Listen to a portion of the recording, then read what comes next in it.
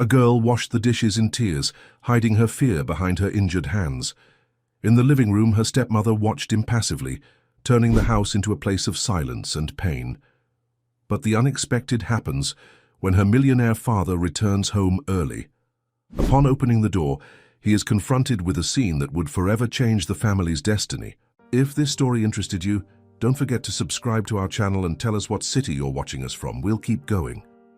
Robert Sullivan gazed at the framed photograph on his mahogany desk, his fingers tracing the outline of his late wife's smile. Outside his office window, the Boston skyline glittered with promise, much like their life had once been. At 42, Robert had built Sullivan Enterprises into one of Massachusetts's most respected development firms, but since Jennifer's passing 18 months ago, success tasted hollow. "Daddy?"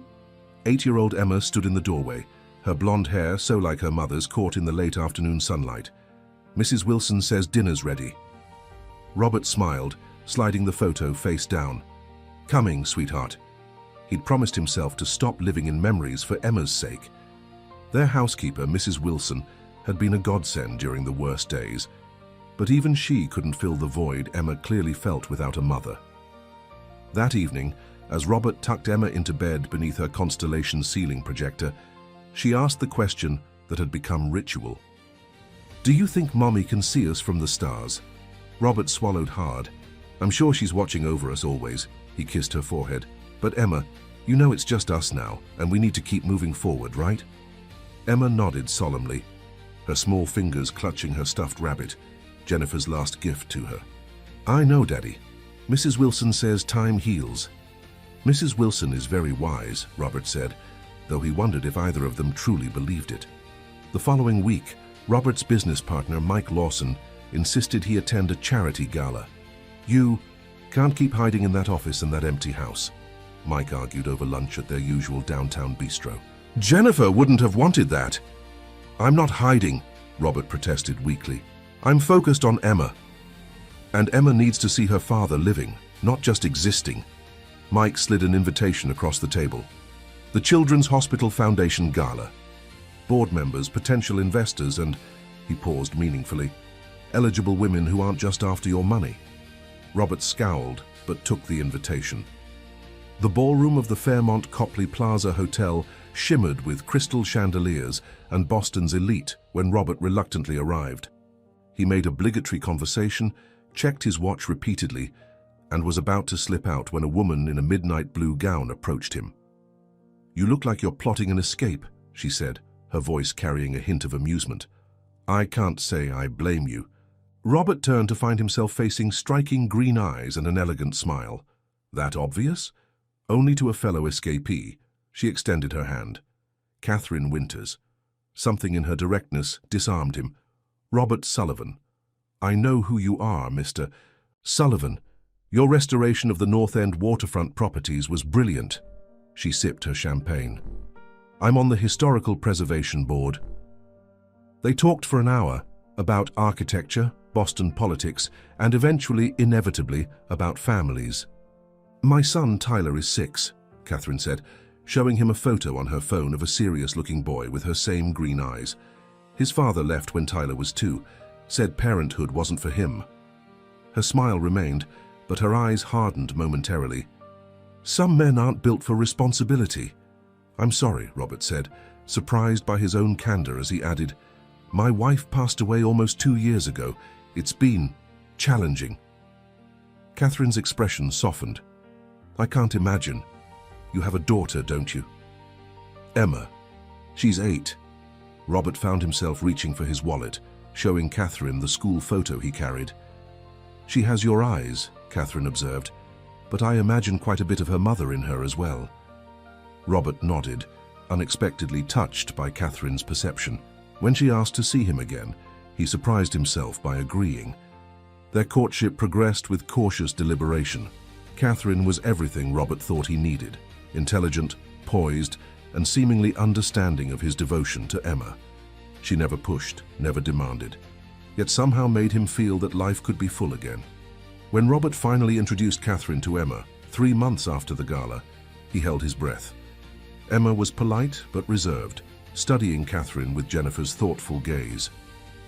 "Your daddy tells me you love astronomy," Catherine said, presenting Emma with a book on constellations. "Tyler's into space too." Emma accepted the gift with a quiet, "Thank you," but later asked Robert, "Is she going to be here a lot now?" "Would that be okay?" Robert asked carefully. "I like Catherine.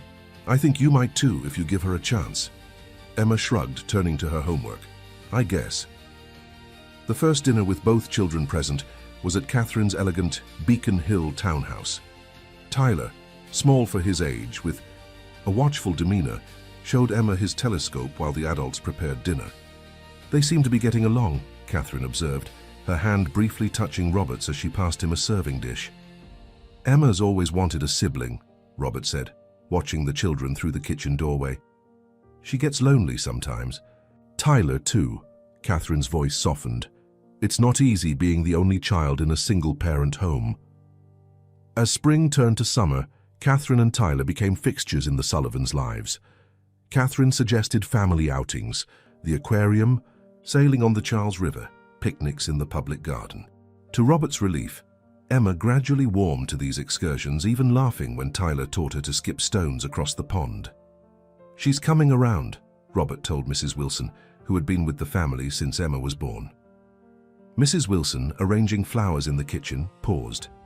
"Miss Emma is trying for your sake," she said carefully, "but children sense things adults sometimes miss." "What does that mean?" Robert asked, but Mrs. Wilson just shook her head and continued with the flowers. By late August, Robert found himself considering a future he hadn't thought possible. Over dinner at a quiet restaurant overlooking Boston Harbor, he reached for Catherine's hand. "These past months have been unexpected," he said. "I never thought I'd feel this way again." Catherine's smile was radiant in the candlelight. "Neither did I." "I've been thinking," Robert continued, "about our situation. 2 single parents, 2 children who seem to get along. It makes sense to consolidate." Catherine tilted her head. "Are you proposing we move in together, Robert?" "I'm proposing more than that," he said, reaching into his pocket for the ring he'd chosen with far less certainty than the one he'd given Jennifer a decade earlier. "I'm proposing we become a family." Catherine's eyes widened, but before she could answer, Robert added quickly, "Not to replace what we've lost, but to build something new, for all of us." "Yes," Catherine whispered, extending her finger for the ring. "Yes, I think that's exactly what we all need." When Robert announced the engagement to Emma, he braced himself for resistance. Instead, Emma asked practical questions. Would they stay in their house? Would she have to change schools? Would Tyler share her bathroom? "We'll stay here," Robert assured her. "This is our home. Catherine and Tyler will move in with us." Emma nodded slowly. "Does this mean I have to call her Mom?" Robert knelt to her level. "No, sweetheart. Catherine isn't trying to replace your mother. You can call her whatever feels right." "Okay," Emma said, her expression unreadable. "Can I go finish my book now?" That night, Robert found Emma sitting on her window seat, staring at the stars. "Are you really okay with all this?" he asked, joining her. Emma was quiet for so long that Robert thought she might not answer. Finally, she said, "I want you to be happy, Daddy." "I want you to be happy too, Em." "I know." She leaned against him. "I just miss Mommy sometimes." Robert held her close. "Me too, kiddo. Me too." As Catherine and Tyler prepared to move in, Robert noticed subtle changes in Emma. She grew quieter, spent more time in her room. Mrs. Wilson mentioned that Emma had been having nightmares again. "Change is hard," Catherine reassured him when he expressed concern. "Once we're settled, she'll adjust. Children are resilient." The day Catherine and Tyler moved in was orchestrated with the same efficiency Catherine brought to everything.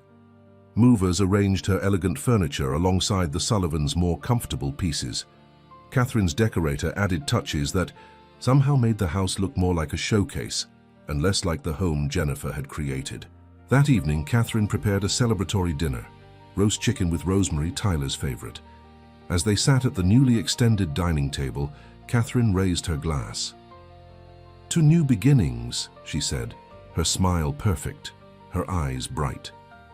Robert echoed the sentiment, not noticing how Emma's hands trembled around her water glass, nor how Tyler watched his mother with cautious eyes. Later, as Robert passed Emma's room, he heard her crying softly. He paused, then continued to the master bedroom where Catherine was arranging her things in what had once been Jennifer's closet. "Everything okay?" Catherine asked, hanging a silk blouse. "Yes," Robert said, pushing away his unease. "Everything's fine. The autumn leaves painted Boston in fiery hues as the newly formed family settled into a routine. On the surface, the Sullivan Winters household functioned with clockwork precision. Catherine managed the home with elegant efficiency. Tyler adjusted to his new school, and Robert threw himself into a major development project in Cambridge. Only Emma seemed out of step, growing increasingly withdrawn as the weeks passed.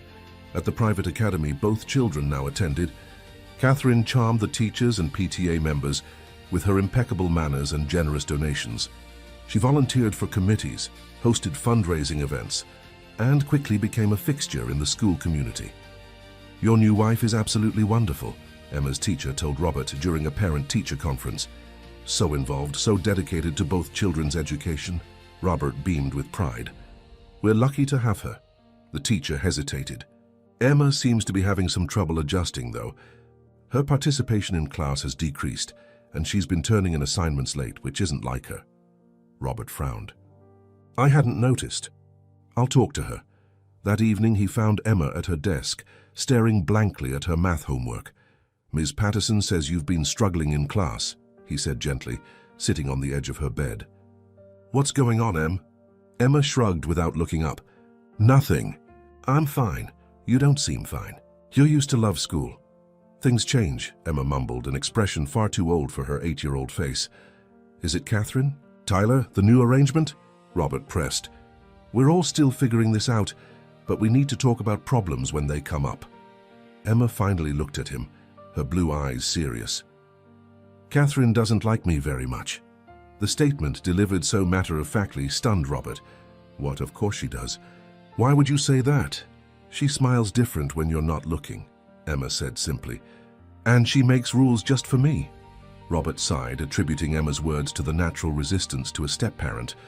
"Catherine is trying to be a good mother figure. Sometimes that means rules and structure. Give her a chance, okay?" Emma turned back to her homework without answering. Downstairs, Catherine was arranging flowers in the dining room, her movements precise and measured. "Everything all right?" she asked when Robert entered. "Emma's teacher says she's having some trouble at school." Robert poured himself a scotch from the bar cart. "Emma seems to think you don't like her." Catherine's hands stilled. "That's ridiculous. I've done nothing but try to make her feel welcome and loved. I know. Kids can be sensitive during transitions." Catherine set down the shears and approached him, placing a manicured hand on his arm. "Robert, I understand this is difficult. Emma misses her mother, and I'm the interloper. But we need to present a united front. Inconsistent parenting will only confuse her more." Robert nodded, grateful for Catherine's seeming wisdom. "You're right. What do you suggest?" "I think Emma needs more structure, more responsibility," Catherine said thoughtfully. "Children thrive when they have purpose. Perhaps some additional chores would help her feel more integrated into our new family dynamic." The suggestion seemed reasonable, and Robert agreed. The next day, Catherine presented Emma with a chore chart, setting the table, clearing dishes, keeping her room tidy. Simple tasks appropriate for her age. To Robert's relief, Emma didn't protest. If anything, she became more compliant, quieter. He interpreted this as acceptance, not noticing how she watched Catherine when she thought no one was looking. Mrs. Wilson, however, noticed everything. The longtime housekeeper observed with growing concern as Catherine subtly rearranged the household to her liking. "I've adjusted your schedule, Mrs. Wilson," Catherine informed her one morning. "We'll only need you 3 days a week now. I prefer to manage the household myself." Mrs. Wilson, who had been with the family since before Emma was born, looked startled. "Did Mr. Sullivan approve this change?" "My husband trusts my judgment in domestic matters," Catherine replied smoothly. "And frankly, Emma needs to learn some independence rather than relying on you for everything." That evening, Mrs. Wilson found Robert in his study. Mr. Sullivan, about my schedule. Catherine mentioned it, Robert said, not looking up from his laptop. Makes sense with her home more now. Is there a problem? Mrs. Wilson hesitated, choosing her words carefully. Sir, I'm concerned about Emma. She seems different lately. Robert finally looked up. Different how? Withdrawn, anxious. She's not eating well, and I've heard her crying in her room. Robert frowned. She's adjusting, Mrs. Wilson. We all are. Of course, sir, Mrs. Wilson paused. It's just that, well, Miss Emma told me that when you're not home, things are different. Different? Robert's tone sharpened. In what way? Mrs. Wilson shifted uncomfortably. She says Mrs. Sullivan has different rules when you're gone. Stricter ones. Robert sighed. Emma's been saying similar things to me. Look, I appreciate your concern, but Catherine is trying to establish her role as a parent. It's natural there would be some friction. Mrs. Wilson nodded stiffly. As you say, sir. She turned to leave, then added quietly, I've known that child her whole life. Mr. Sullivan, something isn't right. After she left, Robert sat troubled, wondering if he was missing something important. Before he could pursue the thought, Catherine appeared in the doorway, elegant in a silk blouse and tailored slacks. Dinner's ready, she announced. I've made Tyler's favorite, my grandmother's lasagna recipe. At the table, Robert observed the children carefully. Tyler, normally quiet, seemed especially subdued, barely looking up from his plate. Emma pushed her food around without eating much. Emma, eat your dinner, Catherine said, her tone pleasant but firm. We don't waste food in this house. I'm not hungry, Emma murmured. You haven't even tried it, Catherine insisted, her smile unchanged, but her eyes hardening slightly. Just 3 more bites at least. Emma dutifully took a small bite, then another. Robert noticed how she watched Catherine's face after each one, as if seeking approval. Good girl, Catherine said, turning her attention to Robert. How was your meeting with the Cambridge investors? As Robert described his day, he caught Emma and Tyler exchanging glances, a silent communication he couldn't decipher. Later, as he helped clear the table, he asked Tyler about school while Catherine was in the kitchen. It's okay, Tyler answered, his voice barely audible. Just okay? I thought you were excited about the science club. Tyler glanced toward the kitchen before answering. Mom says I need to focus on my regular studies first. Robert frowned. Catherine had been the one to suggest science club in the first place. That night, Robert awoke to the sound of soft crying. Following it to Emma's room, he found her curled up with her stuffed rabbit, tears streaming down her face. Em? What's wrong, sweetheart? He sat on the edge of her bed, stroking her hair. Bad dream, she mumbled, wiping her eyes. Want to talk about it? Emma shook her head. Can Mrs. Wilson come back tomorrow instead of Saturday? The question puzzled Robert. She'll be here Saturday as usual. Why, I miss her, Emma said, clutching her rabbit tighter. Catherine will be home with you tomorrow. You'll have fun together. Emma's expression clouded. She doesn't like me, Daddy, not really. That's not true. Catherine cares about you very much. Then why does she? Emma stopped abruptly as a shadow fell across the doorway. Catherine stood there in her silk robe, her expression concerned. Everything okay? I heard voices. Just a nightmare, Robert explained. She's fine now. Catherine approached the bed, sitting beside Robert. Poor thing. Would you like me to make you some warm milk? My mother always did that for me after bad dreams. Emma shrank back slightly. No, thank you. Catherine smiled, but Robert noticed it didn't reach her eyes. Well, try to get some sleep. Remember, you have that spelling test tomorrow. After tucking Emma back in, they returned to their bedroom. You're so good with her, Robert said, grateful for Catherine's patience. I'm trying, Catherine sighed, but I worry she'll never accept me. Give her time, Robert assured her, pulling her close. She'll come around. Over the next few weeks, Robert noticed small but troubling changes. Emma's once prized doll collection disappeared from her bedroom shelves. When he asked about it, Catherine explained that they were being stored, temporarily to make space, for more educational materials.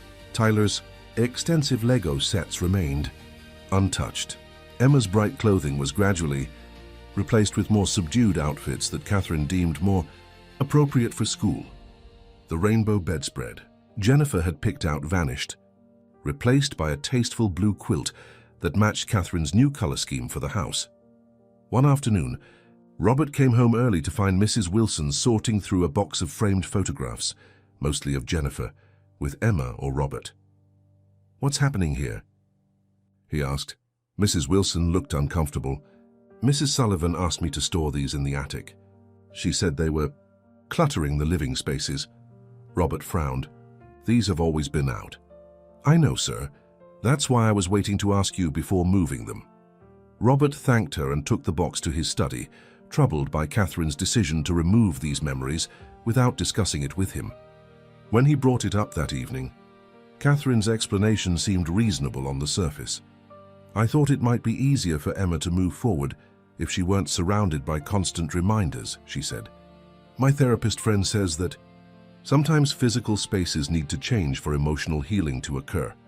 "But those are our memories," Robert protested. "Emma treasures those photos." Catherine touched his face gently. "Of course, if it's important to you, we can keep some out. I'm just trying to help create a healthy environment for all of us. A fresh start." Her words made sense, yet something felt wrong. That night, Robert replaced several photos in the living room and Emma's bedroom, including Jennifer's favorite of her and Emma at the beach. The next day, he noticed they had been rearranged, still visible, but less prominently displayed.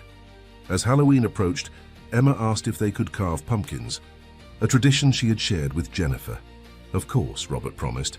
"We'll do it this weekend."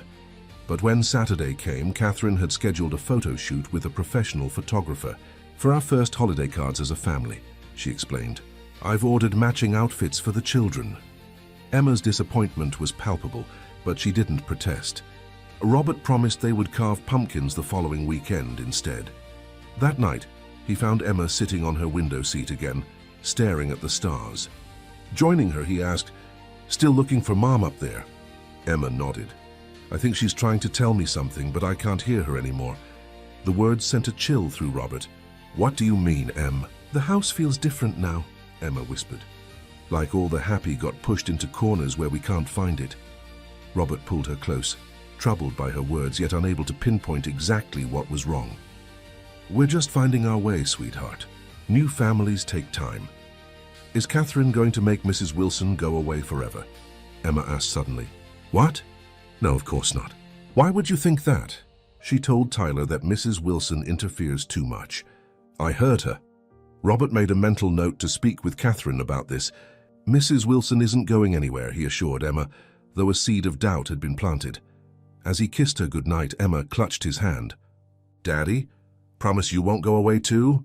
"I'm not going anywhere," Robert promised, wondering what had prompted such a fear. "I'll always be here for you." But as the autumn leaves fell and winter approached, Robert found himself working later hours, drawn into an ambitious new project that Catherine had encouraged him to pursue. "It's such an opportunity," she had insisted. "Emma and Tyler will be fine with me." And so, bit by bit, Robert spent less time at home, missing the subtle shifts in his daughter's behavior, the growing tension in the house, and the widening distance between the life he thought they were building and the reality that existed behind his back. December arrived with swirling snow and holiday preparations that Catherine orchestrated with military precision. The Sullivan home, now thoroughly redesigned to Catherine's taste, was transformed into a showcase of understated elegance, with cream and silver decorations replacing the colorful ornaments Jennifer had collected over the years.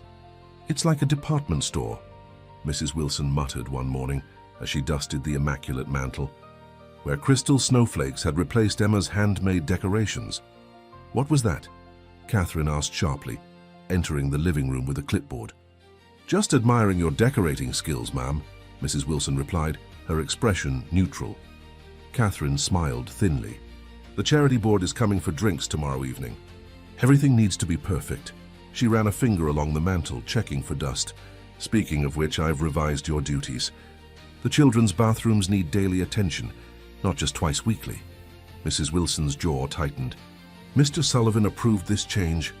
"My husband trusts me to manage the household," Catherine replied, the familiar refrain delivered with practiced patience. "Oh, and Emma needs to polish her recital shoes before tonight. Make sure she does it properly this time." As Catherine clicked away on her heels, Mrs. Wilson found Emma in the kitchen, half-heartedly picking at a bowl of oatmeal. Not hungry this morning, Miss Emma? The housekeeper asked gently. Emma shrugged. Catherine says I'm getting pudgy and need to watch what I eat.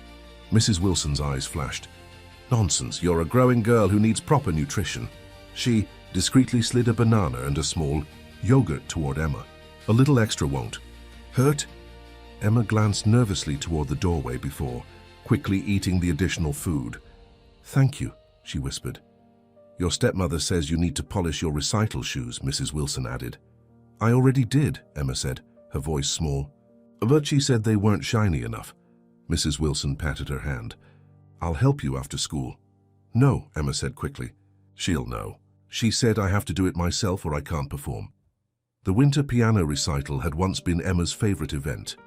Jennifer had started her on lessons at age 5, and Emma had inherited her mother's natural talent. This year, however, she practiced with mechanical precision rather than joy. Her small shoulders tense when Catherine supervised her rehearsals. That evening, Robert attended the recital, proudly watching Emma perform Beethoven's Für Elise with technical perfection, if little emotion. Catherine, elegant in cashmere and pearls, recorded the performance on her phone while maintaining a camera-ready smile. She played beautifully, Robert said afterward, hugging Emma. She did, Catherine agreed, though her tempo was uneven in the middle section. We'll need to work on that before the spring showcase. Emma's smile faded slightly, but she nodded obediently. Tyler, who had been sitting quietly beside Catherine, gave Emma a small thumbs up when his mother wasn't looking. The silent gesture of solidarity didn't escape Robert's notice, and he found himself increasingly aware of the undercurrents between the children. The following week, Robert's business partner Mike cornered him after a meeting. Haven't seen much of you outside work lately, Mike observed. How's domestic bliss? Good, busy, Robert replied automatically. Catherine's been amazing with the kids, the house and everything. Mike raised an eyebrow. And Emma, how's she adjusting? Robert hesitated. She's adapting. It's been an adjustment for everyone. Jennifer would want her to be happy, Mike said carefully. You too. We are happy, Robert insisted, though the words rang hollow even to his own ears. It's just different now. That evening, Robert made a point of spending time with Emma, helping with her science project, a model of the solar system she'd been working on for weeks. As they painted Neptune blue, he asked casually, how are things going with Catherine? Better? Emma concentrated on her paintbrush. Fine, just fine. You can tell me if there are problems, Em. Emma was quiet for so long that Robert thought she wouldn't answer. Finally, she said, she's different when you're not here. Robert set down his paintbrush. Different how? She gets mad easier. Makes more rules. Emma glanced toward the door. She told Tyler and me not to bother you with silly complaints because you have important work to do. Robert frowned. Nothing you tell me is silly, Emma, nothing. Emma bit her lip. She said if I can't be grateful for my new family, maybe I don't deserve nice things. What does that mean? She took away my telescope last week because I didn't say thank you for dinner right away. Emma's voice trembled slightly. And she said Mrs. Wilson might have to stop coming if I keep running to her with problems. Robert felt a surge of unease. That doesn't sound like Catherine. It is, though, Emma insisted. She just doesn't let you see. Before Robert could respond, Catherine appeared in the doorway. There you are. I've been looking everywhere. Her tone was light, but her eyes narrowed slightly at the sight of their project. Emma, it's almost bedtime. You can finish this tomorrow. We're just about done, Robert said. 5 more minutes. Catherine's smile tightened. She has that math test tomorrow, remember? She needs proper rest. Robert glanced at Emma, who was already putting away her paints without argument. The automatic compliance bothered him more than he could articulate. I'll tuck you in shortly, he told Emma, who nodded and slipped past Catherine with her head down. Once Emma was gone, Catherine sighed. I hate to be the disciplinarian, but structure is important for children. Emma says you took away her telescope, Robert said directly. The one Jennifer gave her. Catherine looked momentarily surprised before composing herself. Only temporarily. She'd been using it past bedtime and was exhausted the next day. I explained she could have it back when she demonstrated more responsibility. The explanation sounded reasonable, but something about Catherine's too smooth response troubled Robert, and threatening Mrs. Wilson's position. Catherine's eyes hardened briefly before she gave a small laugh. I never said any such thing. Robert, you know how children exaggerate when they don't get their way. Emma doesn't typically exaggerate, Robert countered. She's testing boundaries, Catherine said, her voice softening as she touched his arm. It's perfectly normal at her age, especially with a new parent figure. The child psychology books all say, She's not just any child, Robert interrupted. She's my daughter and I know her. Catherine's expression shifted to one of hurt. I'm only trying to help, to be a mother to her. Robert felt immediate guilt at her wounded look. I know, he conceded. I just worry about her. We both do, Catherine assured him. But we need to be consistent. When you undermine my authority with the children, it confuses them. Later that night, Robert checked on Emma, finding her already asleep with her stuffed rabbit clutched tightly. On impulse, he opened her closet, searching for the telescope. He found it on the highest shelf, well out of Emma's reach, along with several other items, her favorite books, her mother's jewelry box, and a framed photo of Jennifer that had disappeared from her nightstand weeks ago.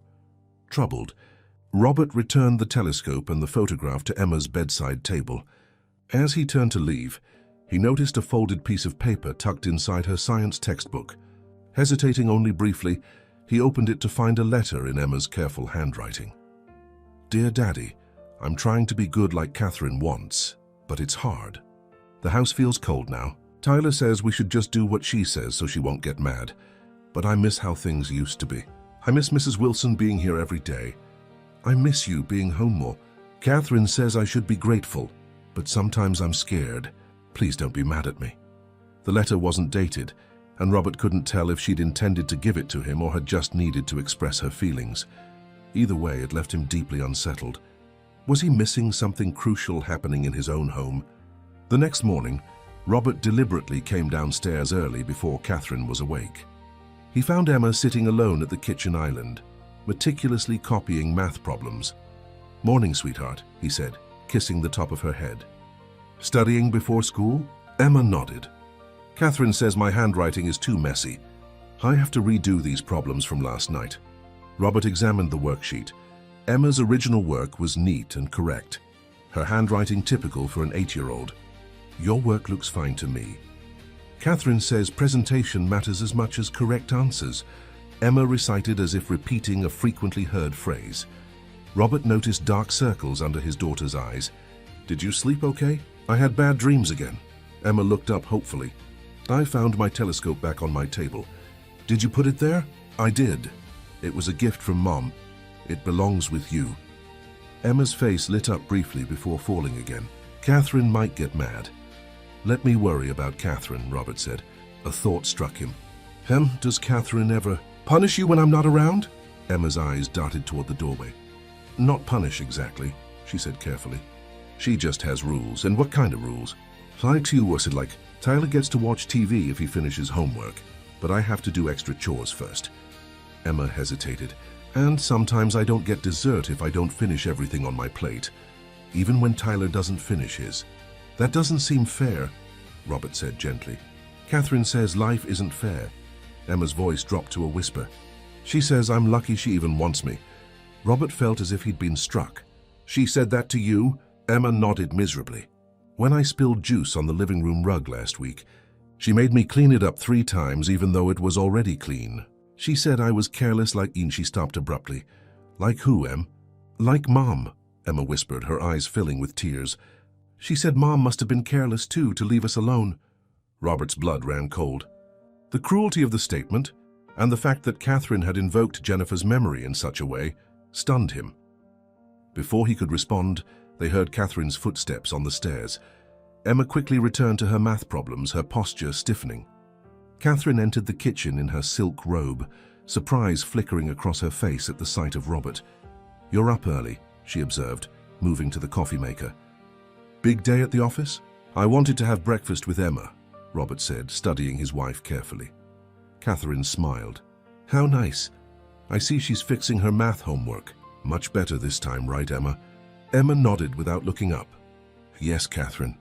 I've been thinking, Robert said casually. I might take some time off next week. Maybe we could all go up to the cabin in Vermont for a few days before Christmas. Catherine's smile faltered slightly. Next week? But I have the charity luncheon on Tuesday and the children have school until Friday. They can miss a few days. Family time is important. Of course it is, Catherine agreed smoothly. But perhaps we should wait until their scheduled break. I wouldn't want to disrupt their education. I think a short break would do us all good, Robert insisted. I've been working too much lately.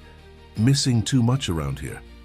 Something flashed in Catherine's eyes, annoyance, concern, before she controlled her expression. Well, if you really think it's best, the children and I will accommodate your schedule. Of course.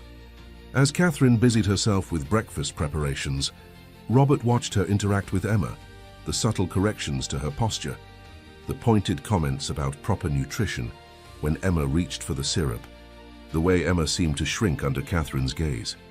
It was all so subtle that he'd missed it before, or perhaps dismissed it as normal step-parent adjustment.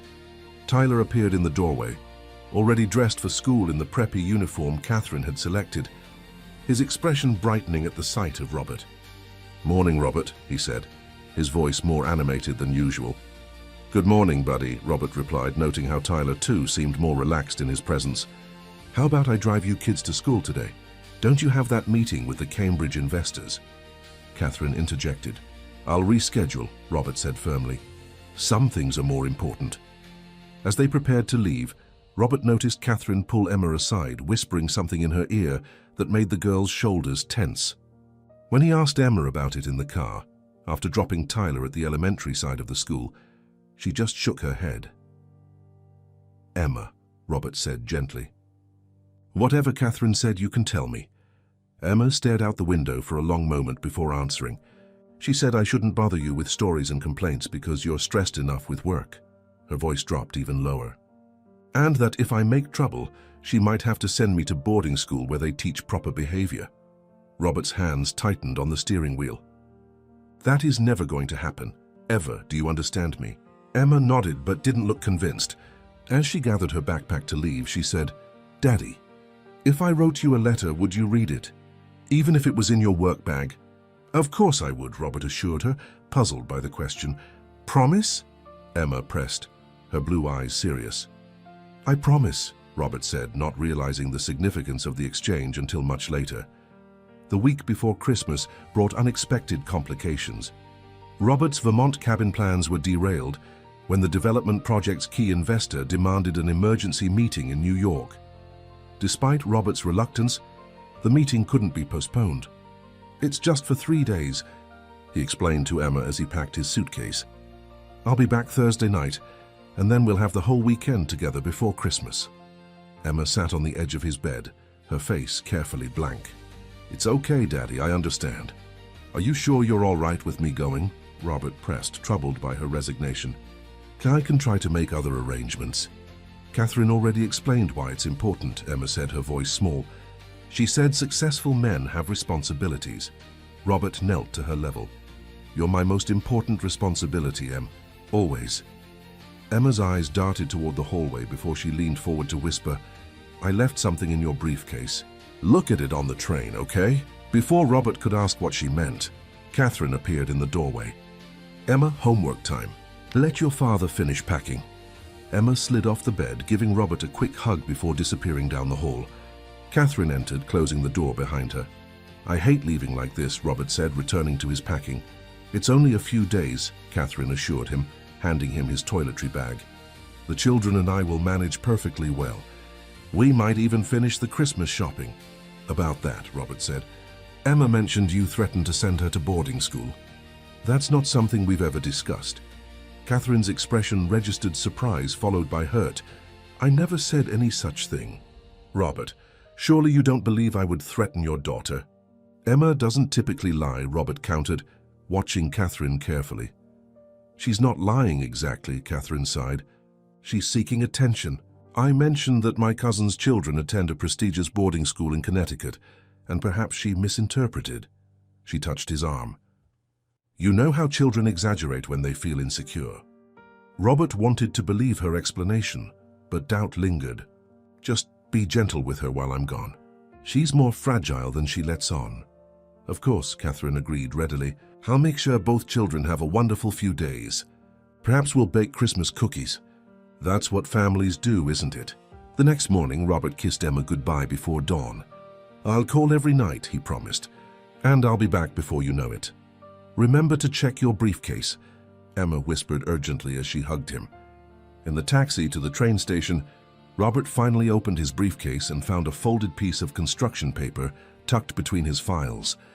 On it, Emma had drawn what appeared to be their family: Robert, Emma, Tyler, and Catherine. But the proportions were disturbing. Catherine loomed large and dark over the children, while Robert was positioned far away, his figure small and facing away from the group. At the bottom, Emma had written in her careful script, "Please come home soon, Daddy. The house gets scary when you're gone." Robert stared at the drawing, a cold unease settling in his stomach. Children's art often exaggerated, but the symbolism was unmistakable and matched too closely with Emma's whispered confidences. He pulled out his phone to call home, then stopped, realizing Catherine would likely answer. Instead, he texted Mrs. Wilson, "Can you keep an extra close eye on Emma while I'm gone? Call me if anything seems wrong." The housekeeper's response came quickly. "Always do. Mr. Sullivan, don't worry." But worry he did. Throughout the train ride and during the interminable meetings in New York, each night, he called home promptly at 8, Catherine's designated time for the children to speak with him. The conversations felt strangely scripted, with Catherine hovering nearby, occasionally prompting Emma or Tyler with, "Tell Daddy about the Christmas tree," or "Mention your good grade on the spelling test." On the second night, Robert asked to speak to Emma alone for a moment. After a brief hesitation, Catherine agreed. Once she was off the line, Robert asked softly, "Everything okay there, Em?" "Really okay." There was a pause before Emma answered, her voice barely audible. "We're following all the rules. Tyler too." "What rules, sweetheart?" "Catherine's rules. No noise, no mess. Extra chores before play." Emma's voice dropped even lower. "She took away my rabbit because I spilled milk at breakfast." Robert's grip tightened on the phone. The stuffed rabbit had been Jennifer's last gift to Emma. "Put Catherine back on, please." When Catherine came on the line, her voice was pleasant. "Yes, dear?" "Emma says you took away her stuffed rabbit," Robert said without preamble. "Oh, that," Catherine sighed. "Just temporarily. She needs to learn consequences for carelessness. Don't worry, she'll get it back when she demonstrates more responsibility."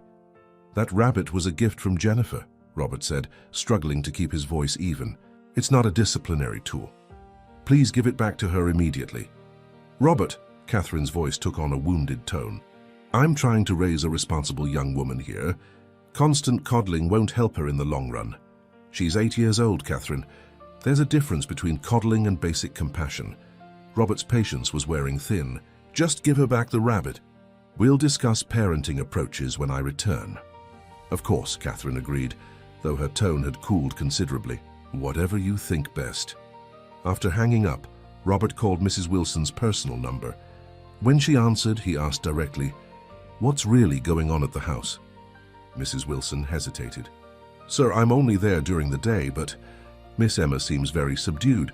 Mrs. Sullivan has her doing quite a lot of chores, washing windows, scrubbing bathrooms, more than seems appropriate for her age. And Tyler, he watches mostly. Seems afraid to intervene." Mrs. Wilson paused. "Yesterday, Miss Emma wasn't allowed lunch because she hadn't finished cleaning the guest bathroom to Mrs. Sullivan's standards." Robert closed his eyes, feeling physically ill. "Why didn't you call me?" "Mrs. Sullivan said you weren't to be disturbed with household matters while on your important trip," Mrs. Wilson admitted. "And she's made it clear my position is precarious." "I'll be home tomorrow night," Robert said firmly. "Until then, please stay as late as you can. Make sure Emma eats properly." "I'll do my best, sir." The following day crawled by, each meeting seeming longer than the last. Robert tried calling home during his lunch break, but no one answered. When he finally reached Catherine that evening, she explained smoothly that they'd been out Christmas shopping. "The children are exhausted," she told him. "Already in bed, I'm afraid. But they're looking forward to seeing you tomorrow." "Put them on anyway," Robert insisted. "Just for a minute." "They're asleep, Robert," Catherine said, a note of impatience creeping into her voice. "I don't want to wake them." They have school tomorrow. Just check on them, please. Catherine sighed audibly. Hold on. The line went silent for nearly 2 minutes before Catherine returned. Sound asleep, as I said. Tyler's sprawled across his bed with his storybook, and Emma's curled up with that rabbit you were so concerned about. See? All is well. Robert wasn't convinced, but there was little he could do from New York. I'll be on the 3:00 train tomorrow. Should be home by 7:00. We'll have a special dinner waiting, Catherine promised, her voice warming again. The children miss you. I miss you. After hanging up, Robert texted Mrs. Wilson again. Please check on Emma first thing tomorrow. Make sure she's all right. The housekeeper's response, will do, provided small comfort as he tried to sleep in the impersonal hotel room. The next morning, Robert's phone woke him at 6:30 a.m. It was Mrs. Wilson, her voice tight with concern. Mr. Sullivan, I came in early as you asked. Miss Emma's not well. She says she hasn't eaten since yesterday's breakfast. Apparently, she broke one of Mrs. Sullivan's crystal glasses while drying dishes, and her punishment was no meals. Mrs. Wilson's voice shook with suppressed anger. The poor child was trying to wash her school uniform in the bathroom sink when I arrived, because she'd been made to kneel and scrub the kitchen floor last night and got her clothes dirty. Robert sat up, fully awake now, fury coursing through him. Where's Catherine? Still asleep, I believe. I gave Miss Emma some toast and eggs in my room, away from the kitchen. She made me promise not to tell Mrs. Sullivan. And Tyler. Seems all right physically, though very quiet. He whispered an apology to Miss Emma for not helping her. Listen carefully, Robert said, already throwing clothes into his suitcase. I'm coming home now. Keep the children with you as much as possible. If Catherine questions you, tell her I asked you to help the kids prepare a surprise for me or something. Just keep them safe until I get there. Yes, sir. What about school? Robert thought quickly. If you can get them out of the house to school without confrontation, do it. It might be safer than keeping them home with Catherine. I'll meet you there as soon as I arrive. After hanging up, Robert called his business partner Mike, explaining that he had a family emergency and needed to return immediately. Mike, hearing the urgency in his voice, didn't question further, agreeing to handle the final meeting. On the train back to Boston, Robert's mind raced. How had he missed the signs? The changes in Emma, her whispered confidences, the drawing, all pointed to a troubling reality he'd been unwilling to see. Catherine's mask of perfection concealed something darker, something that emerged only when he wasn't watching. His phone chimed with a text from Mrs. Wilson. Children safely at school. Mrs. Sullivan not pleased about my early arrival, but didn't prevent their departure. We'll stay at school as volunteer today to keep watch. Relief washed over him, followed by renewed determination. He needed to get his children away from Catherine immediately, but he also needed to understand the full extent of what had been happening in his home. The train seemed to crawl through Connecticut and Rhode Island. By the time it reached Boston, Robert was wound tight with anxiety and anger. He took a taxi directly to Emma's school, arriving just as the lunch period was ending. In the front office, he explained that he needed to see his daughter immediately. The secretary, recognizing him, called Emma from her classroom. When she appeared in the doorway, her face lit up with surprise and relief. Daddy, you're not supposed to be home yet. Robert knelt, embracing her tightly, noting how thin she felt in his arms. I came home early because I missed you too much, he said, examining her face. The dark circles under her eyes were more pronounced than before, and she seemed pale. Mrs. Wilson gave me breakfast, Emma whispered. Please don't tell Catherine. You never have to worry about Catherine again, Robert promised, his resolve hardening. Where's Tyler? I need to see him too. He's in the younger wing, Emma said. Are we going home now? Not yet, Robert said. I need to talk to your principal first, and then we're going to pick up Tyler. We might stay somewhere special tonight, just the three of us. How does that sound? Emma's eyes widened. What about Catherine? Let me worry about Catherine, Robert said, his voice gentle but firm. You're safe now. I promise. After a brief conversation with the principal, in which Robert explained vaguely that there was a family situation requiring the children's early dismissal, they collected Tyler from his classroom. The 6-year-old seemed confused but relieved to see Robert, clutching his hand tightly as they walked to the taxi. Are we in trouble? Tyler asked in a small voice. Absolutely not, Robert assured him. But I need to ask you both some important questions about what happens at home when I'm not there. Can you be brave and tell me the truth? Both children nodded solemnly, exchanging glances that spoke volumes about their shared experiences. As the taxi pulled away from the school, Robert sent a final text to Mrs. Wilson. Have the children. Don't return to the house today. We'll contact you later. Then he turned to Emma and Tyler, his heart breaking at their apprehensive expressions. I need you to tell me everything, he said gently. Start from the beginning. The Fairmont Hotel suite offered a panoramic view of Boston Common, now blanketed in snow and twinkling with holiday lights.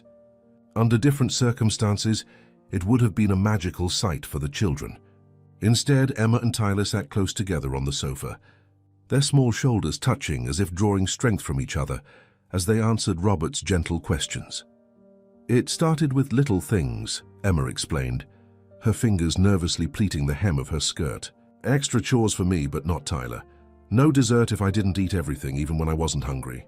Tyler nodded, his green eyes, so like his mother's, wide with anxiety. Mom said Emma needed to learn discipline because she was spoiled. Were you spoiled, Em? Robert asked softly. Emma shook her head. I tried to be good. I did everything Catherine said, but it was never right.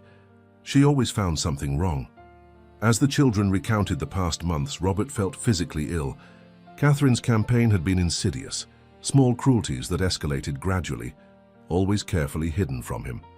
Emma described punishments that went far beyond reasonable discipline, scrubbing floors on her knees until her hands cracked and bled, being denied meals for minor infractions, having treasured possessions confiscated indefinitely. She made me wash all the windows last Saturday, Emma said. When I couldn't reach the high ones, she said I was being lazy on purpose. I wanted to help, Tyler interjected, his voice trembling. But Mom said Emma needed to learn independence. She said if I told you, you wouldn't believe me, Emma continued. That you'd think I was making up stories because I was jealous of her. Robert moved to sit between them, putting an arm around each child. I believe every word, and I'm so sorry I didn't see what was happening sooner. It's not your fault, Daddy, Emma said with a child's generosity. Catherine is really good at pretending. Tyler looked up anxiously. Are you mad at me? For not stopping her? Nobody, not at all, Robert assured him. You're just a little boy. It wasn't your responsibility to stop your mum. I tried to give Emma some of my food sometimes, Tyler confessed, when Mom wasn't looking. That was very brave, Robert told him, his heart breaking for both children, one victimized directly, the other forced to witness his mother's cruelty. What happens now? Emma asked, the practical question cutting through the emotion. Robert had been considering this very question since the train ride home. First, we're staying here tonight. Tomorrow we'll go back to the house when Catherine is at her charity meeting. Will she be there when we get home? Tyler asked, fear evident in his voice. Eventually, Robert admitted, but things will be very different. I promise you both that Catherine will never treat either of you that way again. After ordering room service, the children's eyes widening, at being allowed to choose whatever they wanted, Robert stepped onto the balcony to make a difficult call. Mike answered on the second ring. Everything okay? You left New York like the building was on fire. I need legal advice, Robert said without preamble, not as my business partner. As my friend who happens to be a lawyer. There was a pause. That sounds serious. It is. Robert briefly outlined what he'd discovered. I need to protect Emma and frankly Tyler too. Jesus, Robert, Mike breathed. I had no idea. Neither did I, Robert said grimly. That's the worst part. It was happening right under my nose. Do you have documentation? Evidence! Emma's testimony. Tyler's too. Mrs. Wilson has witnessed some incidents. And there's physical evidence. Emma's hands are cracked and raw from being forced to clean with harsh chemicals. That's a start, Mike said. But Catherine will deny everything, claim the kids are exaggerating or misinterpreting normal discipline. You need more. Like what? Photos of any injuries, written statements from witnesses. If Emma made any drawings or wrote any letters describing the abuse, those help too. Mike paused. And you need to report this, Robert. Child Protective Services should be notified. The word abuse hit Robert like a physical blow. That's what this was. though he'd been avoiding the term even in his own thoughts. His daughter had been abused in her own home, by someone he had brought into her life. "What about custody?" Robert asked. "Catherine isn't Emma's legal parent, but Tyler." "One step at a time," Mike counseled. "Document everything. Get statements. Take photos. I'll come over first thing tomorrow to help you strategize." "What's your plan for tonight?" "Keeping the kids safe at the Fairmont. Catherine thinks we're coming home tomorrow evening." "Good, keep it that way. Element of surprise works in your favor." After hanging up, Robert stood watching the snow fall, wrestling with guilt and anger in equal measure. How had he failed to protect his daughter? How had he been so blind to Catherine's true nature? A small hand slipped into his. Emma had joined him on the balcony, her face solemn in the glow of the city lights. "Are you okay, Daddy?" Robert looked down at his daughter, so resilient, so concerned for him even after all she'd endured, and felt a surge of fierce love. "I'm supposed to be asking you that question. Mrs. Wilson says we'll be okay as long as we stick together," Emma said with simple faith. "Mrs. Wilson is very wise," Robert agreed, echoing his words from what seemed a lifetime ago. "And she's right." Back inside, they found Tyler had fallen asleep on the sofa, the stress of the day finally catching up with him. Robert carefully carried him to one of the suite's bedrooms, tucking him in without waking him. "He gets nightmares too," Emma informed Robert as they watched Tyler sleep. "Catherine gets mad when he cries." "He's safe now," Robert assured her. "You both are." That night, after Emma had finally fallen asleep, in the same bed as Tyler, as if neither child wanted to be alone, Robert sat in the suite's living area, compiling notes on his laptop. Every incident the children had described, every instance of Catherine's cruelty that he could recall or had previously dismissed, every warning sign he'd overlooked, he documented it all, the record growing longer and more damning with each entry. Around midnight, his phone lit up with Catherine's name. He had been ignoring her calls and texts all evening, but now he hesitated, thumb hovering over the screen. Finally he answered. "Where are you?" Catherine demanded without preamble. "And where are my children?" "The children are safe," Robert replied, his voice deliberately calm. "We'll talk tomorrow." "This is completely unacceptable," Catherine hissed. "You can't just take Tyler without my permission. I'll call the police." "Go ahead," Robert said evenly. "I'm sure they'd be very interested in hearing why Emma's hands are cracked and bleeding, or why she hasn't been properly fed for days." There was a moment of stunned silence before Catherine's tone changed completely. "Robert, darling, there's been a terrible misunderstanding." "Whatever Emma told you." "Save it, Catherine," Robert interrupted. "I've heard enough from both children, and Mrs. Wilson, and Emma's teacher. The picture is pretty clear." "Those children are manipulating you," Catherine insisted, her voice taking on a desperate edge. "Emma resents me because I'm not her real mother. And Tyler, he's always been impressionable, easily influenced by stronger personalities." "Enough," Robert said firmly. "We'll discuss this tomorrow. The children are staying with me tonight." "You have no right to keep my son from me," Catherine said, her voice hardening again. "None whatsoever. Actually, as his stepfather and your husband, I have every right to ensure his safety," Robert countered. "Just as you had a responsibility to treat my daughter with basic human decency. A responsibility you failed spectacularly." Catherine's laugh was cold. "You think anyone will believe you? The grieving widower who couldn't handle his perfect wife's memory being replaced, who projected his insecurities onto his new wife's parenting. Good luck with that narrative, Robert." The calculated cruelty of her words and the glimpse they offered into Catherine's true character strengthened Robert's resolve.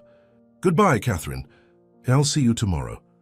After hanging up, Robert called the hotel's front desk, requesting that no calls be put through to his suite and that no information about his stay be provided to anyone. Then he contacted Mrs. Wilson, asking her to meet him at the house the following morning, while Catherine was at her charity board meeting. Sleep eluded him as he sat watch over the children, his mind cycling through anger, guilt, and determination. By dawn, his course was set. Whatever it took, he would protect these children, both of them, from Catherine's poison. The next morning, after room service breakfast and reassurances to both children, Robert left them in the care of Mike's wife, Lisa, who had agreed to stay with them at the hotel while the men went to the house. "Emma might have another letter hidden somewhere," Robert explained as they drove through the snowy streets. And I want to check if Catherine set up any cameras. She made a comment once about installing a security system to keep an eye on things when I travel. Good thinking, Mike said. If she recorded her own behavior, that's the best evidence possible. Mrs. Wilson was waiting in her car when they arrived, her normally calm face tight with worry. Mrs. Sullivan left for her meeting about 20 minutes ago, she reported. Should be gone at least 3 hours. Inside, the house was immaculate as always, Catherine's elegant Christmas decorations perfectly arranged. Robert headed straight for his study, where he kept important documents in a fireproof safe. Birth certificates, financial records, insurance policies, he explained to Mike as he retrieved a stack of folders. I want everything essential out of the house before confronting Catherine. While Robert gathered documents, Mike conducted a methodical search for recording devices. In the kitchen, he discovered a small camera disguised as a smoke detector. Bingo, he called to Robert. Let's see what this captured. Mrs. Wilson, meanwhile, went to Emma's room. Miss Emma asked me to check on something, she explained, heading for the child's bookshelf. From behind a row of books, she carefully extracted a small diary with a unicorn on the cover. She said Catherine doesn't know about this. She hides it differently every day. Robert took the diary with reverence, understanding the trust Emma had placed in him by revealing its existence. I'll make sure she gets it back, he promised Mrs. Wilson. As they continued their search, a more complete picture emerged. Catherine had indeed installed cameras throughout the common areas of the house, ostensibly for security, but more likely to monitor the children and Mrs. Wilson when Robert was away. The memory cards from these devices might contain crucial evidence. In Emma's closet, Mrs. Wilson found several of the girls' favorite possessions hidden under a floorboard, small treasures she'd managed to keep from Catherine's confiscation campaign. So among them was a photo of Jennifer that Catherine had claimed was lost during redecorating. She's been systematically erasing Jennifer from this house, Robert realized, holding the photograph of his late wife and punishing Emma for keeping her memory alive. In the master bedroom, Robert packed essential clothing for himself and the children. As he gathered Emma's things, he noticed how many of her colorful, playful outfits had been replaced by the subdued, prim clothing Catherine preferred. We'll buy new things, he muttered to himself. Whatever they want. In Catherine's home office, Mike discovered financial records revealing another disturbing pattern. Catherine had been systematically transferring funds from their joint accounts to private accounts in her name only. Small amounts that wouldn't immediately raise flags, but significant in aggregate. She's been planning an exit strategy, Mike observed grimly. Probably since day one. By noon, they had loaded Robert's car with essential documents, clothing, and evidence. As a final measure, Robert left a brief note on the kitchen counter. Catherine, I know everything. The children will remain with me. My lawyer will contact you regarding next steps. As they prepared to leave, Mrs. Wilson hesitated in the foyer. Mr. Sullivan, there's something else you should know. She led them to the kitchen pantry where she pulled out a step stool to reach the highest shelf. From behind a row of seldom-used serving dishes, she retrieved a small white tablet bottle. I found Catherine crushing these into Miss Emma's food last week, she explained, handing the unlabeled bottle to Robert. When I asked what they were, she said they were children's vitamins that Emma refused to take willingly. But, she paused, clearly uncomfortable. They made Miss Emma very drowsy. Unusually so for vitamins. Robert examined the unmarked pills with growing horror. We need to have these analyzed immediately. I have a friend at Mass General who can help, Mike said, taking the bottle. If these are what I suspect, some kind of sedative, that's another level of abuse entirely. The implications turned Robert's blood cold. Had Catherine been drugging his daughter? To what end? To keep her compliant, to ensure she would be too groggy to report the abuse. The possibilities were too terrible to contemplate. As they finally left the house, Robert took one last look at the elegant facade he had once considered home. Behind those perfect windows, his daughter had suffered while he remained oblivious. Never again, he vowed silently. Never again would he fail to see what was right in front of him. In the car, his phone chimed with a text from Lisa. Children doing fine. Emma helped Tyler build a fort out of hotel blankets. They're watching cartoons and eating popcorn. No rush. The simple normalcy of the scene described brought tears to Robert's eyes. This was childhood as it should be. safe, joyful, free from fear. And he would move heaven and earth to ensure Emma and Tyler could live that way from now on. Where to? Mike asked as they pulled away from the curb. Back to the hotel, Robert decided. I want to be there when Catherine discovers we've been to the house. The children shouldn't be alone if she shows up. And then, Mrs. Wilson asked from the back seat. Robert's jaw set with determination. And then we fight for both children, whatever it takes. The hotel suite had transformed in their absence. Lisa, Mike's wife, had not only watched the children, but had helped them create an impromptu Christmas celebration.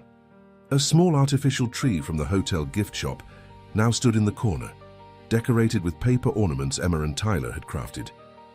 Popcorn garlands draped across the branches, and wrapped hotel chocolates served as makeshift presents underneath.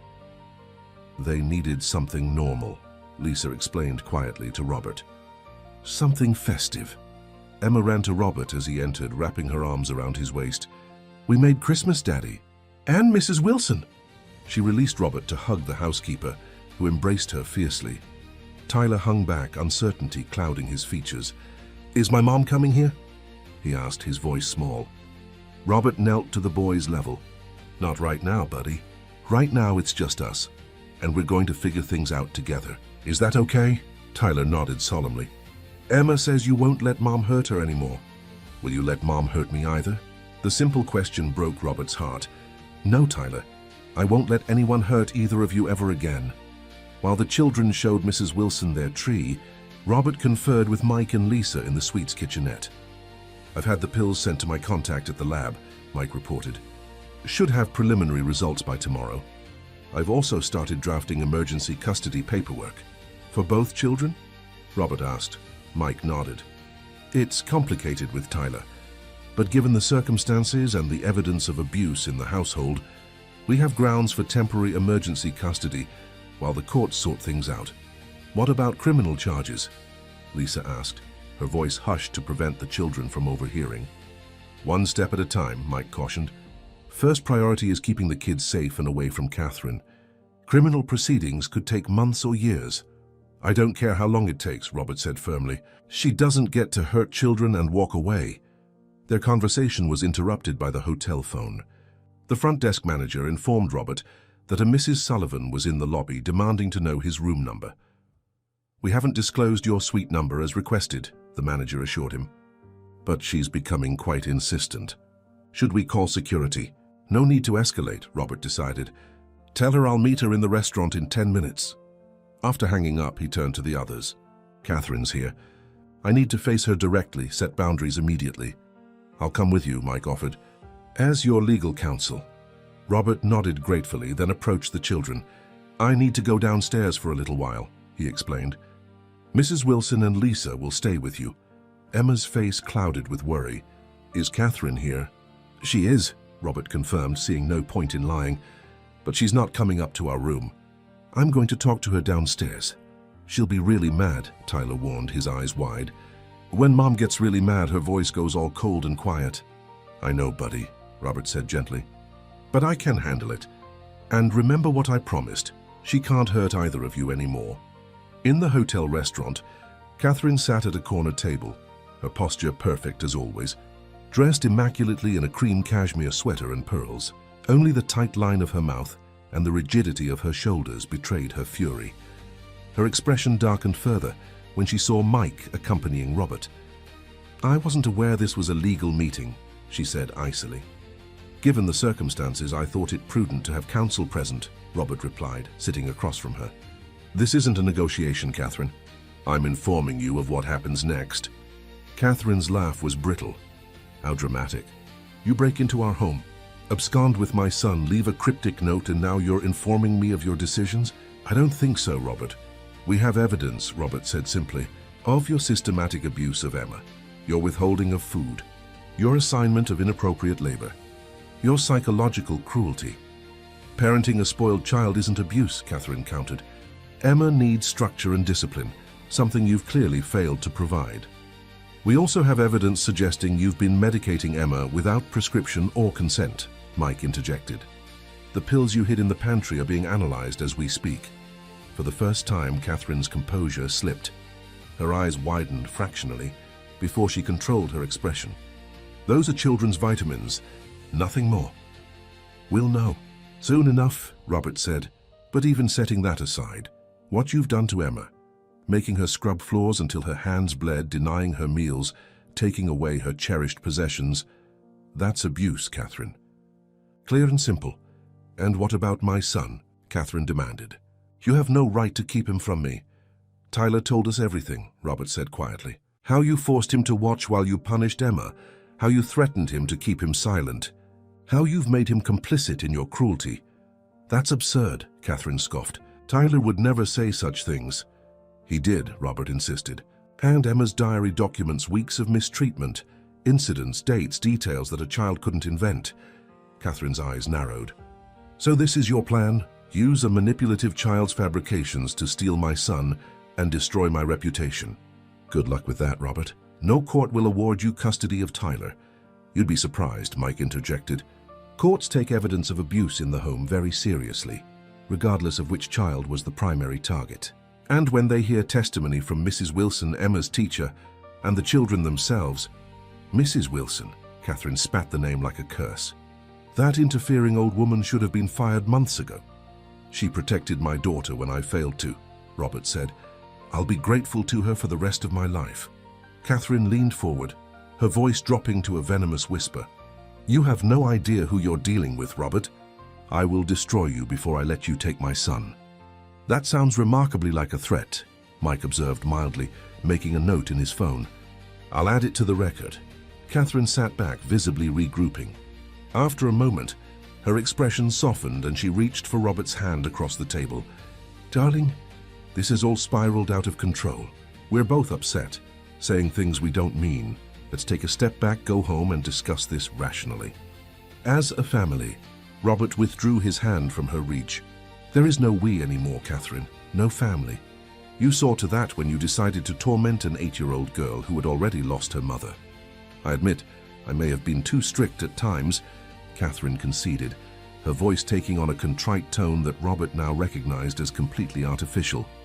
But my intentions were good. I only wanted to help Emma become her best self. By telling her she was worthless, by making her believe she deserved to be treated cruelly, by trying to erase her mother's memory. Robert shook his head in disgust. We're done here. He started to rise, but Catherine's next words stopped him cold. If you pursue this, I'll make sure everyone knows exactly what kind of father you really are. She threatened, abandoning the contrite act entirely. How you were so wrapped up in your business that you didn't notice your daughter was supposedly being abused, right under your nose. How you chose your new wife over your child's well-being. How you neglected your sacred duty as a parent. The accusations struck at Robert's deepest guilt, but he forced himself to meet her gaze steadily. You're right about one thing, he acknowledged. I failed Emma by not seeing what was happening sooner. That's something I'll have to live with for the rest of my life. He leaned closer, his voice hardening. But I'm not failing her now. And I won't fail Tyler either. Tyler is my son, Catherine hissed, her composure cracking completely. Tyler is a child who deserves to be safe and loved, Robert countered. Something you seem incapable of providing without conditions. Catherine's laugh was harsh. Oh, that's rich. The grieving widower who couldn't protect his own daughter presumes to lecture me on parenting. Tell me, Robert, did you even notice how Emma withdrew after I moved in? How she cried at night? Or were you too busy congratulating yourself on finding a replacement mother to pay attention? Each word was calculated to wound, and Robert felt them like physical blows. But they also confirmed everything he had begun to suspect about Catherine's true nature. The calculated cruelty, the emotional manipulation, the ability to identify and exploit others' vulnerabilities.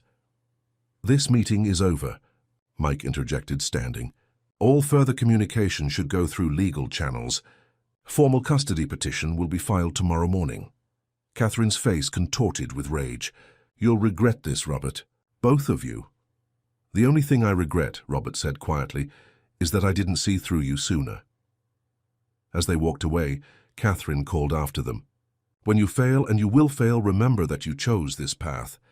Not me. In the elevator, Robert sagged against the wall, the confrontation having drained him completely. She's not going to make this easy. Did you expect her to? Mike asked wryly. No, Robert admitted, but I didn't expect her to be so transparent about her intentions either. It's like she's not even trying to hide what she is anymore. People like Catherine maintain the facade only as long as it serves them, Mike observed. Once exposed, they often drop the pretense entirely. Back in the suite, Emma and Tyler were playing a board game with Mrs. Wilson and Lisa, their faces more relaxed than Robert had seen in weeks. The normalcy of the scene strengthened his resolve. "Everything okay, Daddy?" Emma asked, studying his face. "Everything's fine, sweetheart," Robert assured her. "Just grown-up things. Did you see my mom?" Tyler asked hesitantly. Robert sat beside the boy. "I did. She's upset right now, but we're going to work things out." "Is she coming to take me away?" Tyler's voice quavered. "No, buddy. You're staying with us for now." Tyler's relief was palpable. "Good. I don't want to go with her. Not when she's like this." The simple statement from the 6-year-old reinforced for Robert that he was doing the right thing, however difficult the path ahead might be. No child should fear their own parent. No child should have to strategize their behavior to avoid cruelty. That evening, after the children were asleep, again sharing a bed, finding security in each other's presence, Robert, Mike, Lisa, and Mrs. Wilson gathered in the suite's living area to plan next steps. "The emergency custody petition will be filed first thing tomorrow," Mike explained. "Given the evidence we have and the statements from the children, I expect the judge will grant temporary custody to Robert while a full investigation proceeds." "What about Catherine's rights as Tyler's mother?" Lisa asked. "She'll likely be granted supervised visitation initially," Mike said, "but with allegations of abuse in the home, those visits will be closely monitored." "And the pills?" Robert pressed. "If they turn out to be sedatives or something similar, that would escalate the case significantly," Mike acknowledged. "Administering unprescribed medication to a child is a serious offense." Mrs. Wilson, who had been quietly listening, spoke up. "What about Miss Emma's school?" "And Master Tyler's. They should be notified of the situation." "Good point," Robert agreed. "I'll speak with both principals tomorrow." They continued planning well into the night. Practical details like retrieving more of the children's belongings, notifying relevant authorities, and establishing a temporary home environment that would feel safe and stable. "You should all stay with us until after the holidays," Lisa offered. "Our house has plenty of room, and the children would have company. Our kids would love to have playmates." Robert accepted gratefully, recognizing that returning to the house, with all its recent painful associations, wouldn't be healthy for any of them right now. Shortly after midnight, Robert's phone chimed with a text from an unknown number. The message contained only a photo of Emma's bedroom door slightly ajar, with the implication that Catherine was inside the children's empty rooms. "She's trying to intimidate you," Mike observed, looking over Robert's shoulder at the message. "Don't respond. Document everything." Another text arrived. "The house feels empty without the children, so quiet. I miss the sound of little feet." The deliberately ominous tone sent a chill through Robert. Should I be worried about what she might do? "Catherine is calculating," Mike said after a moment's consideration. "Everything she does serves a purpose. Right now she wants to unsettle you, make you doubt yourself, maybe provoke you into responding emotionally in a way she can use against you later. So I just ignore it?" "Ask, document it. But don't engage," Mike advised. "And maybe consider changing your number tomorrow." As if hearing their conversation, a final text arrived. "You can't protect them forever, Robert. Eventually you'll lower your guard. And I'll be waiting." Robert stared at the words, feeling a mixture of anger and cold determination. "She's threatening my children," he said quietly. "She's lashing out," Mike corrected, trying to regain control of the situation. "Don't give her what she wants." Robert set the phone aside, his resolve hardening. "I need to make sure the children are safe," he said, moving to check on Emma and Tyler. In the darkened bedroom, he found them still sleeping peacefully, Emma's arm protectively draped over Tyler's shoulder. The sight simultaneously broke his heart and strengthened his determination. These children had formed their own alliance against cruelty. Now it was his turn to form an impenetrable shield around them both. As he quietly closed the door, Robert made a silent promise to Emma, to Tyler, and to Jennifer's memory. No matter what Catherine tried, No matter how long the battle, he would protect these children with everything he had. The facade of the perfect family had shattered, but from its ruins something genuine could finally emerge, if he was brave enough to fight for it, and fight he would. Starting tomorrow, spring sunshine filtered through the windows of the Victorian house in Cambridge, casting warm pools of light across the living room floor where Emma and Tyler sat, building an elaborate Lego structure. 4 months had passed since the December confrontation at the Fairmont Hotel. 4 months of legal proceedings, therapy sessions, and gradual healing. Robert watched the children from the kitchen doorway, a cup of coffee warming his hands. The changes in them were subtle but profound. Emma's smile came more readily now, her laughter no longer hesitant. Tyler's watchfulness had softened, his natural 6-year-old exuberance beginning to emerge from beneath the careful restraint Catherine had demanded. "They look happy," Mrs. Wilson observed, joining Robert with her own cup of tea. The housekeeper had become even more essential to their lives, providing continuity and stability during the transition to their new home, a warm, rambling Victorian that felt nothing like the cold perfection of the house Catherine had transformed. "They're getting there," Robert agreed.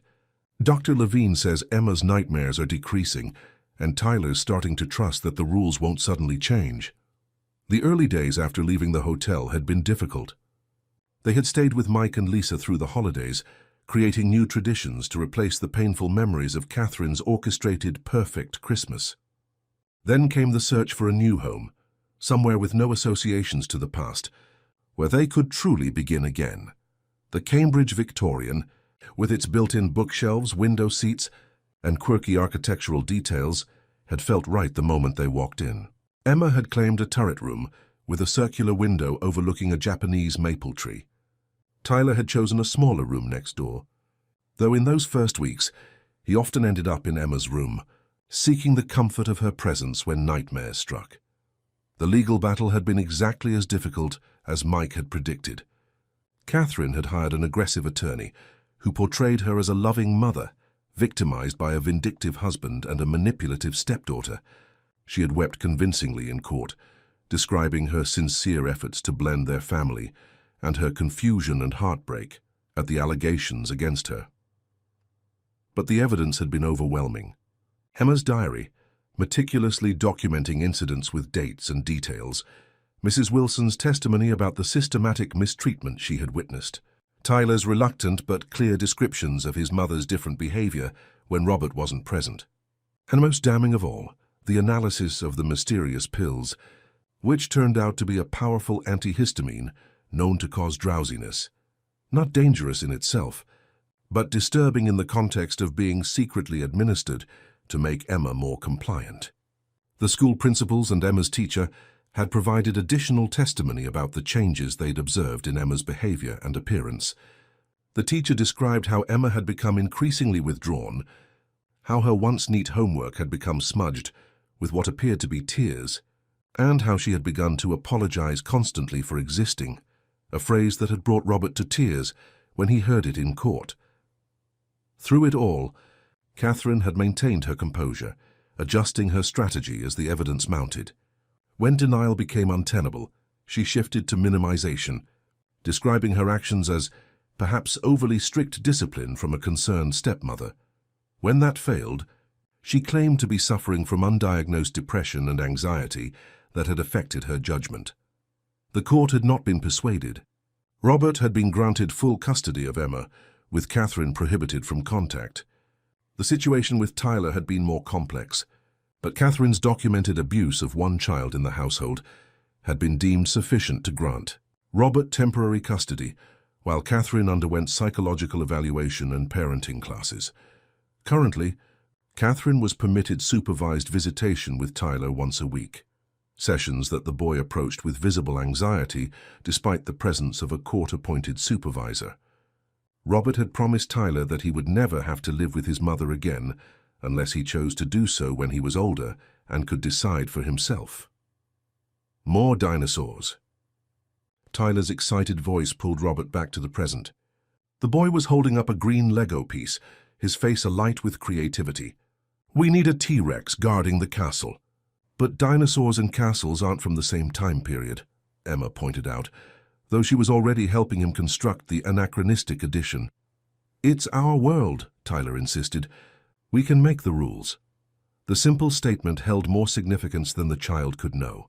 In Catherine's rigid regime, rules had been weapons, constantly changing to ensure the children could never fully comply. Now they were learning that boundaries could be consistent, fair, and sometimes even flexible. Robert's phone chimed with a text from Mike. "Judge signed final order this morning. Permanent custody of Tyler, granted with supervised visitation for Kay continuing on current schedule. Congratulations, my friend." Relief washed over Robert. The final piece had fallen into place. Both children were legally protected now, their future secure. He quickly texted back his thanks, adding, "Celebration dinner at our place tonight?" The reply came immediately. "Wouldn't miss it. Lisa's bringing her famous apple pie." Robert slipped the phone back into his pocket, savoring the moment before sharing the news. These small victories deserved to be acknowledged, but they were still navigating the children's complicated feelings about Catherine. Tyler especially struggled with the natural love he felt for his mother and the fear she had instilled in him. The doorbell rang and Mrs. Wilson went to answer it. Robert heard a familiar voice in the hallway and smiled as Sarah Chen, their neighbor from the old house, entered carrying a potted plant. "Housewarming gift. Several months late," she announced, setting the peace lily on the coffee table. The moving truck slowed me down. Sarah had been a crucial witness during the custody hearings, describing how she had observed Emma performing excessive chores through the kitchen window and noted the child's increasing exhaustion. After the proceedings, she had maintained contact, becoming a friend and supporter during the transition. "Miss Sarah," Emma exclaimed, abandoning the Lego project to hug the woman. "Did you really move near us?" 3 blocks away, Sarah confirmed. "My lease was up, and Cambridge has better coffee. Shops." She winked at Robert over Emma's head. They both knew her move had been partly motivated by a desire to remain a stable presence in the children's lives. Tyler approached more cautiously, still somewhat shy around adults other than Robert and Mrs. Wilson. "Did you bring Cookie?" he asked, referring to Sarah's golden retriever. "He's waiting in the car," Sarah replied. "I wasn't sure if he was allowed inside yet." "Are you kidding?" Robert laughed.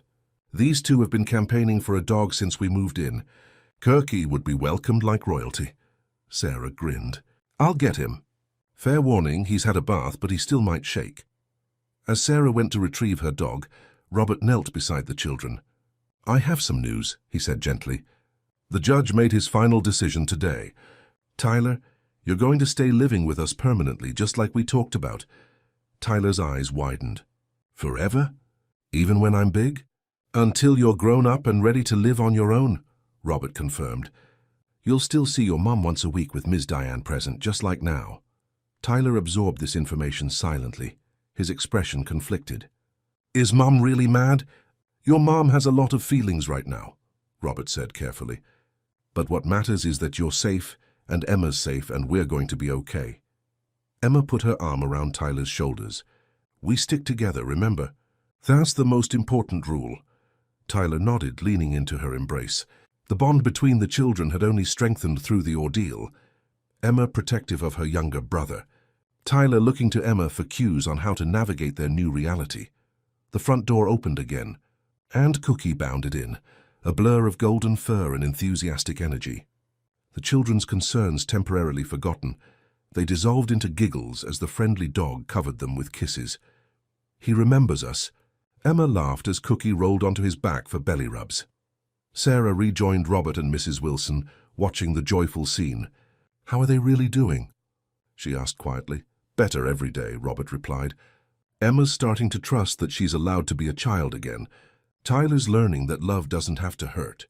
And you?" Sarah's perceptive gaze met his. Robert considered the question. "I'm learning too, to trust my instincts, to listen more carefully, to put the children first always." "You're doing a remarkable job," Mrs. Wilson assured him. "Both children are flourishing." The afternoon unfolded gently, Sarah staying for lunch, Cookie becoming the central focus of the children's attention, and a general sense of normalcy prevailing that had once seemed impossible. Robert found himself laughing more easily, the weight of the custody battle finally lifting from his shoulders. As Sarah prepared to leave, promising to return soon with Cookie for proper playdates, she pulled Robert aside. "Catherine was at the coffee shop near my new place yesterday," she said in a low voice. "She asked a lot of questions about you and the children." Robert tensed. "What kind of questions?" "Oh, nothing directly threatening," Sarah assured him. "But she was fishing for information. Your new address, the children's schools, your routine. I didn't tell her anything, of course." "Thank you," Robert said, making a mental note to alert Mike and review their security measures. Catherine had been relatively quiet since the final custody hearings began, but he never forgot her parting threat at the hotel. "You can't protect them forever." After Sarah left, Robert suggested an outing to the children's favorite ice cream parlor to celebrate the good news. As they walked the few blocks through their Cambridge neighborhood, he noticed how differently the children moved now, Emma skipping ahead occasionally, Tyler reaching for Robert's hand without hesitation. "Can we get chocolate chip cookie dough?" Tyler asked, his voice excited rather than tentative. "Any flavor you want," Robert promised. "It's a special day." At the ice cream shop, they claimed a booth by the window. Emma, carefully counting her allowance money, insisted on buying her own scoop, a small act of independence that would have been unthinkable under Catherine's control. As they enjoyed their treats, Robert's phone rang with a number he didn't recognize. Excusing himself, he stepped outside to answer. "Mr. Sullivan?" A woman's voice he didn't recognize. "This is Diane Morales, Tyler's visitation supervisor." Robert's stomach tightened. "Is everything all right?" "Mrs. Sullivan didn't show up for today's scheduled visit," the supervisor explained. "I've tried calling, but there's no answer. Given the circumstances, I thought you should know." "Thank you for letting me know," Robert said, his mind racing. "If you hear from her, please contact me immediately." After hanging up, Robert called Mike, quickly explaining the situation. "It could be nothing," Mike cautioned. "She might be making a point, expressing her displeasure at the final custody ruling. Or she could be planning something," Robert countered. "Sarah said Catherine was asking questions about our new address, the kids' schools. I'll have a word with the security firm," Mike promised, "and maybe alert the schools just as a precaution. But try not to worry too much. Catherine knows she's under scrutiny. Any misstep could cost her even the limited visitation she has now." Robert returned to the booth, maintaining a calm exterior for the children's sake. But as they walked home, he found himself scanning the streets more vigilantly, holding Tyler's hand a little tighter. At home, they found Mrs. Wilson preparing for the evening celebration dinner. Mike and Lisa would be arriving soon, along with their children, a festive gathering to mark this new chapter in their lives. While the children resumed their Lego project, Robert helped Mrs. Wilson in the kitchen, his movements automatic, as his mind continued to process Catherine's missed visitation. Was it a simple power play or something more concerning? "You're worried," Mrs. Wilson observed, her perception as keen as ever. "Catherine missed her visitation with Tyler today," Robert explained in a low voice. "No call, no explanation." Mrs. Wilson's expression grew serious. "That's not like her. For all her faults, she's always very strategic." "Exactly," Robert agreed. "It feels off." The doorbell interrupted their conversation. Robert tensed momentarily before remembering that Mike and Lisa weren't due for another hour. He checked the security camera feed on his phone, a precaution he'd installed at the new house, and was surprised to see a police officer standing on his porch. "Stay with the children," he told Mrs. Wilson, moving to answer the door. The officer, a woman in her 40s with a compassionate expression, introduced herself as Detective Rivera from the Boston Police Department. "May I come in, Mr. Sullivan? I have some information regarding Catherine Winters Sullivan." Robert led her to his study, away from the children's curious ears. "Has something happened?" "Mrs. Winters Sullivan was involved in a single-vehicle accident early this morning," Detective Rivera explained. "Her car went off the road near Portsmouth, New Hampshire. She's in stable condition at Portsmouth Regional Hospital." Relief that Catherine wasn't actively threatening the children was quickly replaced by confusion. "New Hampshire. What was she doing there?" The detective's expression became more guarded. "That's actually why I'm here, Mr. Sullivan.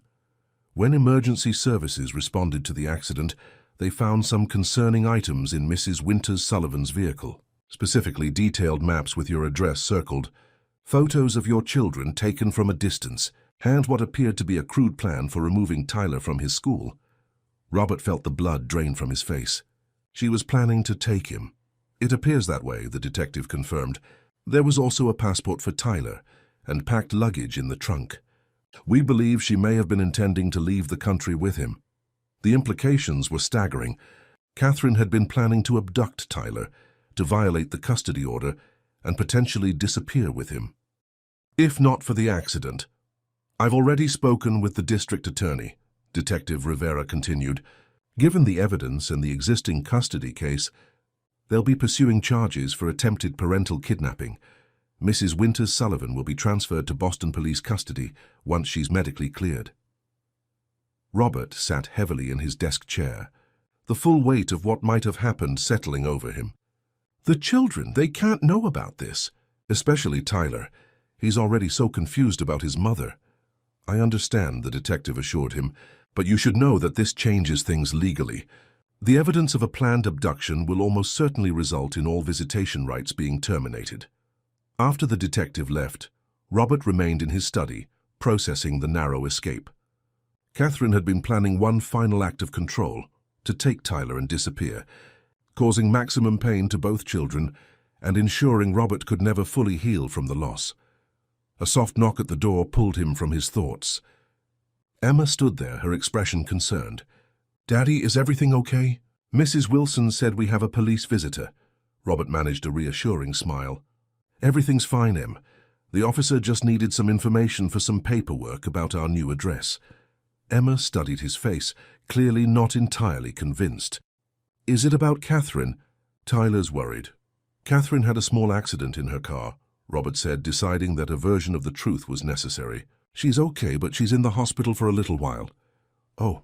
Emma processed this information. "Does that mean Tyler doesn't have to go for his visit this week?" "That's right. And probably not for quite a while after that." A complicated series of emotions crossed Emma's face. Relief, concern, and a maturity beyond her years. "Should I tell him or will you?" "Let's tell him together," Robert suggested. "He might have questions." They found Tyler in the kitchen with Mrs. Wilson, carefully arranging cookies on a plate for the evening's guests. When they gently explained that his mother had been in an accident but was recovering, the boy's reaction was revealing. "So I don't have to see her tomorrow?" he asked, his voice small. "No, buddy. Not tomorrow, and probably not for a long time," Robert confirmed. Tyler nodded, returning to his cookie arrangement. After a moment, he asked quietly, "Is it bad that I feel happy?" Robert knelt beside him. "Feelings are never bad, Tyler. They just are. It's okay to feel relieved, and it's also okay if you feel sad or worried too." "I feel both," Tyler admitted. "Is that weird?" "Not weird at all," Emma assured him, with the wisdom of a child who had navigated her own complex emotions. "Feelings are messy sometimes." The doorbell rang again, this time announcing Mike, Lisa, and their children, arms laden with food and small gifts. As the house filled with genuine warmth and laughter, Robert pulled Mike aside to share Detective Rivera's information. "My God," Mike breathed. "If she hadn't gone off the road—" "I know," Robert said grimly. "We were lucky." "Not luck," Mike corrected. "Vigilance. The schools were alerted. Security measures were in place. Even if she had attempted it, she wouldn't have succeeded." The evening progressed with a celebration that felt all the more precious for the danger they had narrowly avoided. The children played board games, the adults shared quiet conversations, and a sense of family, real family, built on love rather than appearance, permeated the home. Later, as Robert tucked the children into their respective beds, a new routine they had established, with Tyler now confident enough to sleep in his own room most nights, Emma asked a question that caught him off guard. "Daddy, are we going to be okay now?"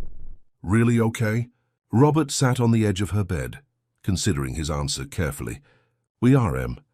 It might not always be easy and there might be hard days ahead, but we have each other. And we have people who love us and want to help. That's what makes us okay." Emma nodded, satisfied with his answer. "I was scared for a long time," she admitted. "Even before Catherine. After Mom left, I was scared you might leave too." "I'm not going anywhere," Robert promised, brushing her hair back from her forehead. "And neither are you or Tyler." "I know that now," Emma said softly. Good night, Daddy. In Tyler's room, the boy was already half asleep, clutching the stuffed dinosaur that had become his comfort object in recent months. Robert? He murmured drowsily. Yes, buddy? Can I call you Dad someday? Not yet, but maybe soon. The simple question brought tears to Robert's eyes. Whenever you're ready, Tyler, there's no rush. Tyler nodded, his eyes drifting closed. I think I'll be ready soon. Downstairs, the last of the guests were preparing to leave. Mrs. Wilson, who now lived in the apartment over the garage rather than commuting, was tidying the kitchen despite Robert's insistence that it could wait until morning. Some habits die hard, Mr. Sullivan, she chuckled. Besides, it's good for the soul to wake up to a clean kitchen. As Robert walked Mike and Lisa to the door, the spring night was cool and clear, stars visible despite the city lights. A sense of peace settled over him, not the artificial calm that had pervaded his previous home, but something genuine and hard-won. You did it, Robert, Lisa said, hugging him goodbye. You protected those children when it mattered most. We did it, Robert corrected. I couldn't have gotten through this without all of you. After they left, Robert stood on the porch for a moment, looking up at the stars. Somewhere up there he liked to think Jennifer was watching, perhaps finally at peace knowing that their daughter was safe and loved. The road ahead wouldn't be perfectly smooth. There would be custody hearings to formalize the new arrangement in light of Catherine's actions. Both children would continue their therapy, working through the trauma of the past year. And Robert himself was still learning how to be the father both children needed, present, attentive and unwavering in his love. But for the first time in longer than he could remember,